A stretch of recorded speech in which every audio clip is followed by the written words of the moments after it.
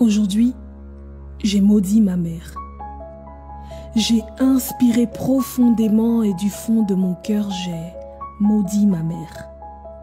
Je l'ai regardée droit dans les yeux, je me suis mise en face d'elle et je lui ai dit « Mère, je te maudis. Je te maudis de m'avoir mise au monde sans père. » Vous m'écoutez choqué? Vous avez l'air étonné, mais si seulement vous saviez. Si seulement vous saviez combien c'est dur d'affronter les regards de ses parents, les paroles de ses enfants qui me disent à tout bout de champ « Et toi, il est où ton papa ?»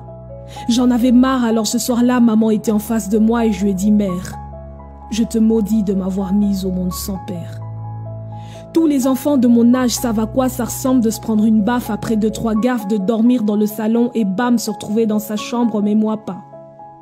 Moi pas maman, je ne le sais pas et tu sais pourquoi? Parce que tu m'as mise au monde sans père. Oui, je t'ai et je t'aime, mais n'empêche que la pêche, la cueillette, j'aurais aimé la prendre avec un père, mais tu ne m'en as pas donné, alors je te maudis de m'avoir mise au monde sans père. Et elle était là, me regardant dans le blanc de l'œil, se dressant frêle et pâle, presque hypocritement, elle m'a dit « Nyota, assieds-toi, il est temps. Il est temps pour toi de comprendre. Il est temps pour toi d'entendre. Il est temps pour toi d'apprendre. » Alors je me suis assise et elle m'a dit, tu sais Nyota, il y a des choses que tu prends la décision d'investir et qui te reviennent sous forme de réel visible ou invisible. Mais tu vois, moi je n'ai rien décidé, je n'ai rien demandé. Elle m'a dit que c'était un soir comme un autre, revenant de l'école, un enfant surprenant avec des rêves débordants.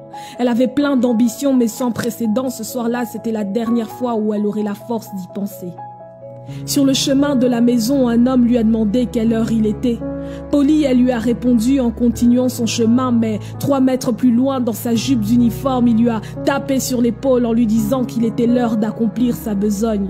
Avec son 1,65 m, elle n'a pu rien faire, elle s'est retrouvée à terre et a subi l'une des plus grandes humiliations de la terre entière.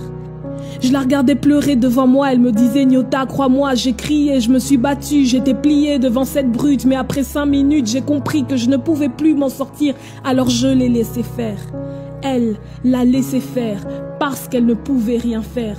Ma mère est rentrée chez elle, apeurée, pleurant, sanglantée, disant « J'ai été agressée, on m'a violée ». Elle pleurait, elle criait, elle avait mal, elle ne croyait pas qu'une chose aussi grave pouvait lui arriver. Et face à ses larmes, dans un regard froid, sa mère la regarda, sans aucune consolation, sans aucun mot de soutien. Elle lui dit tout simplement « Va te laver ».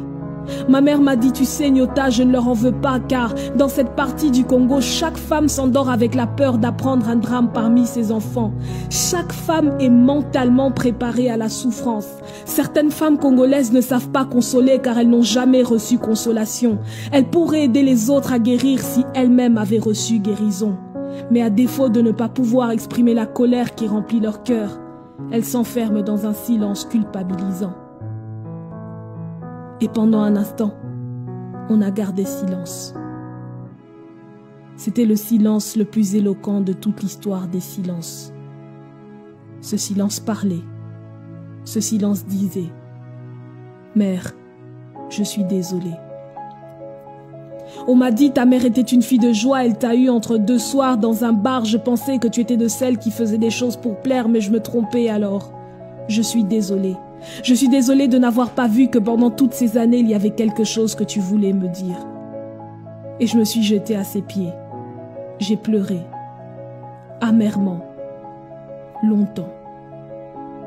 Elle m'a prise dans ses bras et elle m'a dit « Nyota, je t'ai appelé Nyota.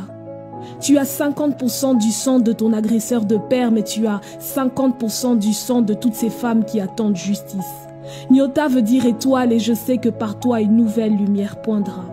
J'ai eu le choix de t'avorter mais je ne l'ai pas fait. Je t'ai gardé parce que je savais que tu parlerais de cette histoire afin que l'on sache. Afin qu'il sache. Afin qu'il sache qu'en République démocratique du Congo, 1152 femmes sont violées par jour, ce qui fait environ 48 viols par heure et 1 viol toutes les 2 minutes. En plus de la douleur, la honte et l'humiliation qu'elles subissent, elles sont victimes de l'exclusion de leur clan et de leur famille. C'est ce qu'on appelle la victimisation de la victime. Ces femmes ne demandent rien mais elles subissent tout. Au centre d'une guerre où les prédateurs sexuels confondent leurs armes de guerre et leurs appareils reproducteurs, ces femmes n'ont rien demandé, mais elles ont tout subi. Alors j'ai séché mes larmes. J'ai regardé ma mère en lui faisant la promesse devant le ciel et la terre que je me porte garante d'être la voix de celles qui n'ont jamais eu les mots pour qualifier ce qui leur était arrivé et qui donc n'en ont pas eu pour plaider une quelconque justice. Je lui ai demandé pardon et enfin je lui ai dit « Mère, je te bénis. Je te bénis de m'avoir mise au monde sans père.